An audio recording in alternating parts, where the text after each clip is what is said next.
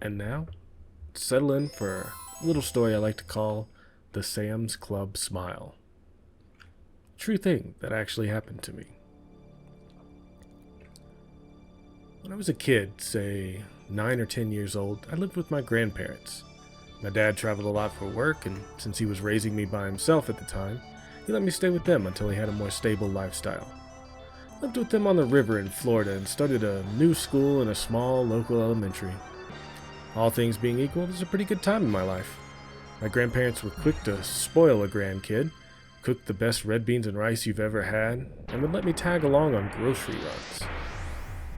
Now I know that grocery shopping doesn't sound like a lot of fun, but it was the highlight of my young life, and I'll tell you why with 2 reasons. Reason the first: free samples, period. I could stop there, really. If I told you you could go to a place, walk in a big old circle, and people would not only have free food for you, but they would flag you down and try and talk you into eating it, you wouldn't believe me, and furthermore, you would probably be very angry that I dared suggest we once had a world so magical.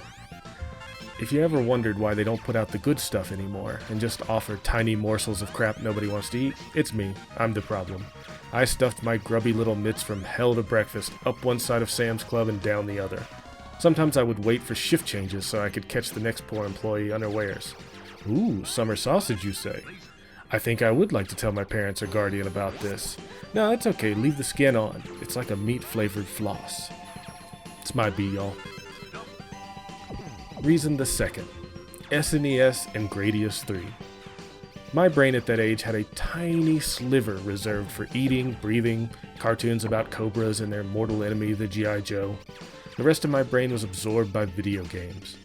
Due to my particular brand of ADHD, I was unable to focus on even the most rudimentary of topics, but I had endless attention and a zen-like focus for any video game that you put me in front of. Gradius 3 came out and I was obsessed. A side-scrolling shoot-'em-up with power-ups, fantastic music, and the greatest enemy ever added to a video game. Sand dragons in space. Look at these guys. I cannot overstate how cool I thought these things were. I replayed this level over and over and over again, trying my best not to kill the enemies, instead trying to insinuate myself into their herd, like a spacefaring Jane Goodall. Get my ship in the middle of them, they'd do little loops around you, and I would just try and vibe with them for the rest of the level. Not a very easy way to play through the game. And you may be asking yourself, what does this have to do with the supernatural? Well, I'll tell you. My grandmother, Mama T, as she was known, knew that if Sam's Club had a video game demo display set up, she could put me in front of that and I would not move for hours. This was also the time where, you really didn't worry about leaving a kid alone inside of a giant grocery store. It's a different time. One fateful day, as she got ready to purchase, $1,000 worth of groceries for 50 cents because she'd been clipping coupons for 2 years in preparation for that very day, she asked if I wanted to play Nintendo or walk around the store with her. I looked over, and what do my eyes see? A Gradius 3 on the SNES hooked up to a small little 12-inch TV, and anyone could walk up and play it. I took off, vibrating with excitement, and zoned out as I immediately immersed myself in the comforting, flickering glow and flashing lights of Gradius. A little while into my gaming session, someone tall, presumably an adult, stood next to me and watched me play a few rounds. Naturally, I didn't notice. After a while, a male voice asked if he could be player 2. I must have agreed to it because he picked up a controller and waited patiently for my turn to end. And when my ship blew up or time ran out, his turn started and he played a level. Not as good as me, I noticed with some pride. And then the turn quickly passed back to me. We played back and forth for who knows how long. Couldn't have been more than 30 or 45 minutes, but time is lost on me when I'm immersed in something.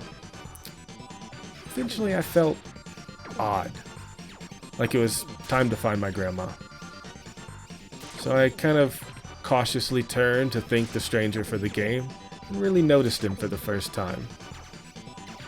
He was tall, although to a kid everyone looks tall.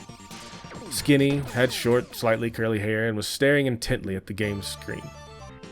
I told him thank you and waited for his response. He turned his head slowly towards me and smiled warmly at first. I don't want to stress how long this memory has stayed with me, just as clear as it's always been, but his smile kept going.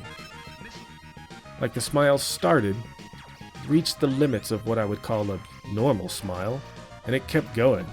It just stretched until it reached the side of his face. What I remember most is just how many teeth he seemed to have. I don't remember saying anything past that point. I just ran. Just took off down the aisles, bypassing the free samples that normally would have absorbed me, and just tried to put as much distance between him and me as possible. Before panic set in too much and I just collapsed into a crying puddle in the middle of the clothing aisle, I heard a store-wide announcement. "Austin, your grandmother is waiting at the front."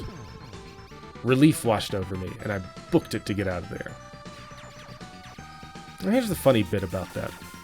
That smile has followed me throughout my life. I've had reoccurring nightmares and night terrors, and just a general fear of when people give me overly big smiles.